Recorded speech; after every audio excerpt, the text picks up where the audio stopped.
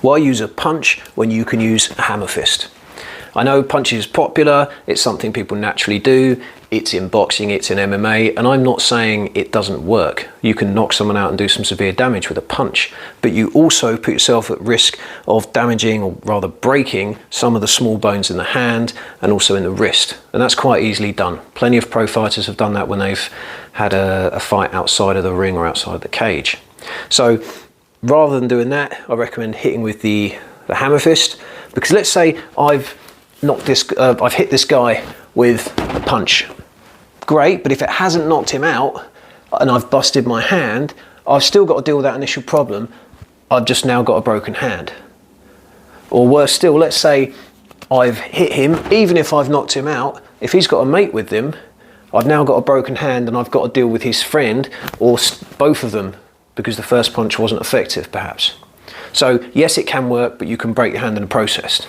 Let's say also that if it's in a military context, if I've broken my hand, I can't utilize any kind of weapon very well because my hand is busted. If you were in security or something like that, if you've had to hit someone in an absolute emergency to protect yourself and you've broken your hand, you can't really do much as a one-armed security guard temporarily. It's going to take a couple of months for that to heal and for your hand to be at its best. So military or security, it's not the best of ideas. Also, even in just a general context, if I've broken that hand, then it's not just about the situation itself, the actual physical conflict, it's about escaping that situation. So let's say I now need to get to my car with a busted hand.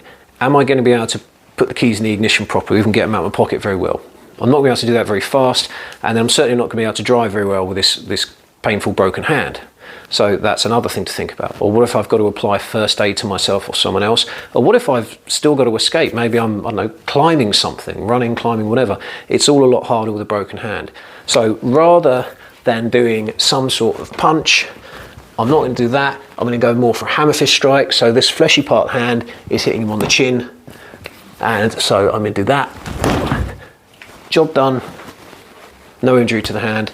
I used to think it was a strike that didn't look effective. But once you learn how to do it properly, it's not something that that gives itself away. It's not very obvious, and you can get a tremendous amount of power to it. So I always recommend using a hammer fist strike as opposed to a punch.